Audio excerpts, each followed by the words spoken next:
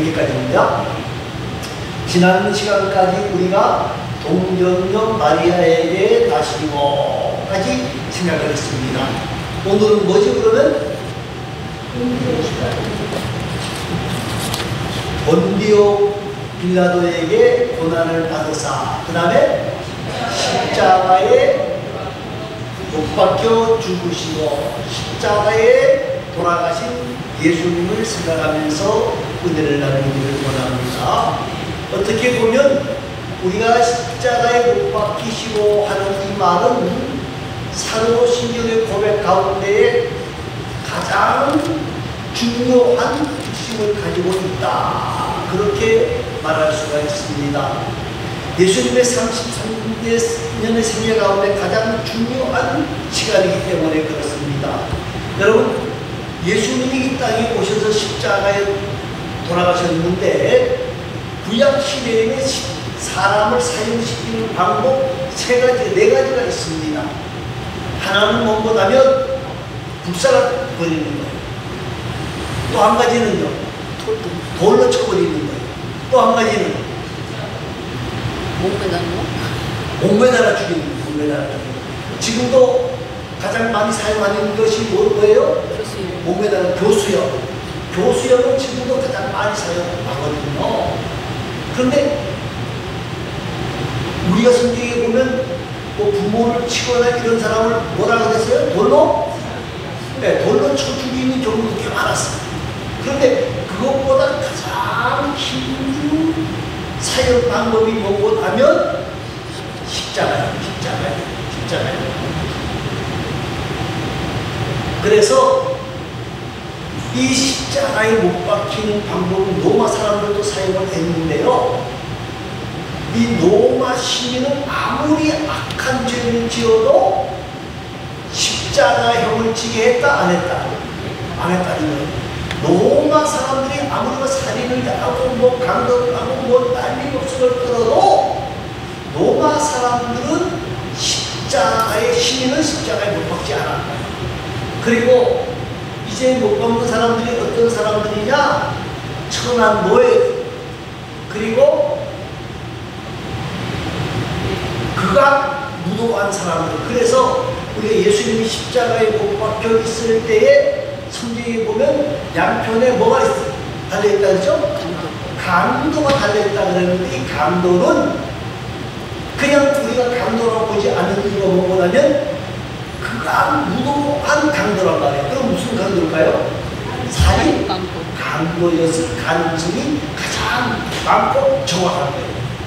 자, 유대인들도 이 가장 부끄러운 죽음을 어떤 죽음이라고 했는 거냐면 십자가에 달려 죽는 것이다. 그래서 십자가를 보기만 해도 그날은 재수가 없다. 불길한 날이다.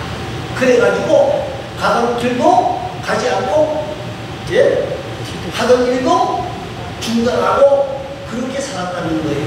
그만큼 힘들고 어려운 거예요. 그래서 성경에서는 갈라디아 3장 14절 말씀이 보니까 나무에 달린 자마다 뭘 받았다 그랬어요? 저주를 받았다. 그렇게 말씀을 하게 되는 거예요. 자, 그런데 십자가의 죽음이 가장 치욕적인 죽음이요, 저주를 받아서 죽는 죽음인데, 그런데 오늘날에는 십자가가 그렇지 않다는 거예요. 전 세계 220개 나라가 있는데 그 중에 13개 나라가 이 십자가를 국기에 사용하고 있어요. 그 말은 평화의 상징이라 말이에요.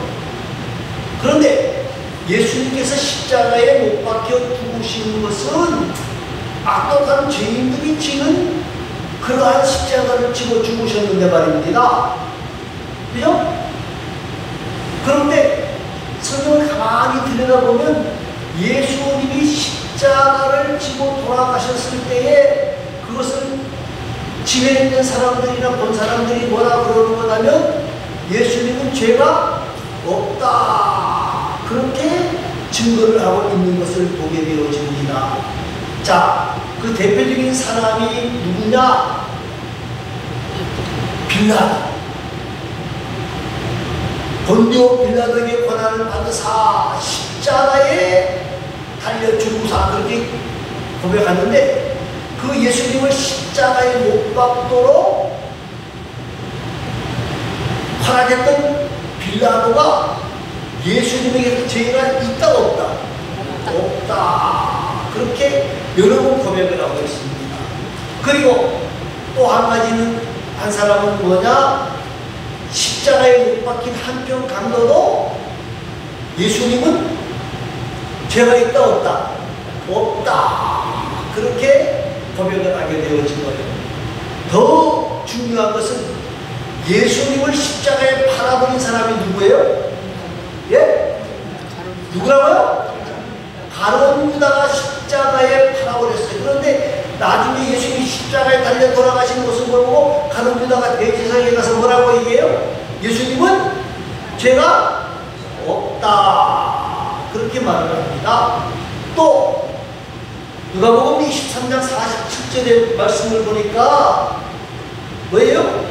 백부장이 뭐라 그래요? 오늘 본문 어떤 거 보니까 정령 의였다. 사형을 집행했던 사람이, 사형을 자기가 다 처음부터 끝까지 집행했던 사람이 예수님의 그 마지막 순간을 보면서 뭐라고요? 이 사람은 의인이었다. 그렇게 이야기를 하고 있고요. 또 빌라도의 아내도 빌라도에게 뭐라고 이야기해요?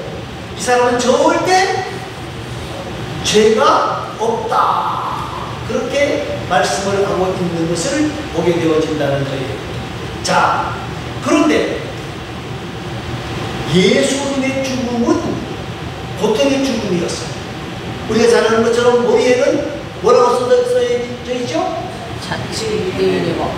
예? 자칭 유대인. 자칭 유대인의 왕이라고는 유대인들이 한 말이고 빌라도는 그 말을 듣고 뭐라 그래요? 나는 자칭이라는 말을 쓰고 싶지 않다. 뭐라고 했어요? 그냥 유대인의 왕이다. 그 말은 사실은 비웃음의 말이거든요. 비웃음의 말이에요. 그죠? 그리고 모든 사람들에게 조롱받는 그러한 죽음이었다는 거예요. 그런데 예수님께서는 십자가에 달려 가시면서 뭐라고 말씀하셨어요? 아버지여 저들의 죄를 뭐 주시기 바랍니다? 사하여 주시기 바랍니다. 물과 피를 다 흘려주시면서 그 가운데서도 원수들을 뭐하라고 말씀하시는 거예요? 용서하여 주시기 바랍니다. 원수들을 사랑하시는 기도를 하고 있습니다. 그리고 또 우리가 잘 아는 것처럼 십자가에 한편 강도가 예수님 저를 기억해 주십시오라고 말할 때 뭐라고 말을 해요? 너가 나와 함께 낙원에 이르리라. 사람을 구원하러 오신 예수 그리스도, 우리의 모든 허물과 죄를 감당하기 위하여 이 땅에 오신 예수 그리스도는 마지막 순간까지 잃어버린 한 마리 양을 기억하신다는 것을 우리에게 보여주고 있는 거예요. 그러면서 또 한 가지 말합니다. 뭐라고 말합니까? 여자여 아들이다. 그러면서 자기 어머니를 누구에게 부탁해요? 예? 사랑하는 제자.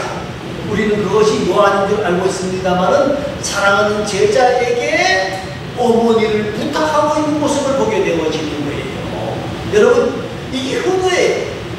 뭐 제사를 지내느냐 안 지내느냐가 중요한 게 아니고, 예배소 6장 1절에 있는 말씀처럼 내 부모를 뭐하라? 동정하라. 이게 바로 효도라는 거예요. 그리고 또 뭐라 그래요? 엘리 엘리 라마 사막다니, 나의 하나님 나의 하나님 어찌하여 나를 버리시나이까. 이 말은 정말 극심한 고통을 당하시면서 십자가에 달려 돌아가시는 예수님의 모습을 우리에게 보여주고 있는 거예요. 그러면서 내가 뭐하다? 목마르다. 내가 목마르다. 그것도 고통에 달려 돌아가시는 예수님의 모습이죠. 정말 목마르다 하신 말씀은 말입니다. 성령을 이루게 하십니다. 예수님은 물과 피를 다 쏟으시면서 고난당하셨는데 더 중요한 것은 성령을 응하게 하셨다. 그 말은 성령의 정확성을 우리에게 보여주고 있다. 그럽니다. 그러면서 다 이루었다. 그 말은 자신의 사명이 십자가를 지시는 것을 우리에게 보여주시고 자신의 사명을 다 감당하셨다. 그렇게 고백하고 있는 겁니다. 여러분, 예수님이 십자가에 돌아가신 이 사건, 이것은 십자가에 돌아가신 것으로 끝나는 것이 아니라 이 예수님의 죽음은 누구를 대신해 주는 죽음이에요? 나를 대신해 주는 죽음이에요. 예수님은 죄가 있어 십자가를 진 것이 아니고 죄가 있어 흉악한 십자가를 지신 것이 아니라 우리를 죄에서 뭐 하시기 위해서? 구하여 주시기 위해서 우리 대신 십자가를 지고 죽으셨다는 건 죽으신 거예요. 여러분, 예수님께서 십자가에 못 박힌 것은 제3시입니다. 우리나라 시간으로는 9시. 그리고 돌아가신 시간은 오후 3시. 십자가에서 6시간 동안이나 못 박힌 채로 달려 있었다는 거예요. 그런데 예수님이 십자가에 못 박혀서 6시간 계신 것은 다른 사람들보다 빠른 시간일까요? 늦은 시간일까요? 빠른 시간. 다른 사람들은 그냥 그대로 달려 있었어요. 그런데 가만히 보니까 이제 뭐가 와요? 안식일. 그 유대인의 안식일은 금요일? 뭐죠? 해가 딱 지는 시간이에요. 요 사이는 해가 몇 시에 지죠? 7시 몇 분에 집니다. 그죠? 8시까지는 안 가고 7시 몇 분에 져요. 근데 보통, 한 6시 정도면 해가 친단 말이에요. 그러니까, 이 유대인들이 봤을 때에, 뭐요? 이 안식일 전에 이 사람들의 시체를 내려야 되잖아요. 그죠? 내려서 빨리 처리해야지만 안식일을 지킬 수가 있는데, 그것을 시신을 밤새도록 둘 수가 없으니까, 다른 양편에 있는 두 강도는 어떻게 해요? 와서 다리를 꺾어버려요.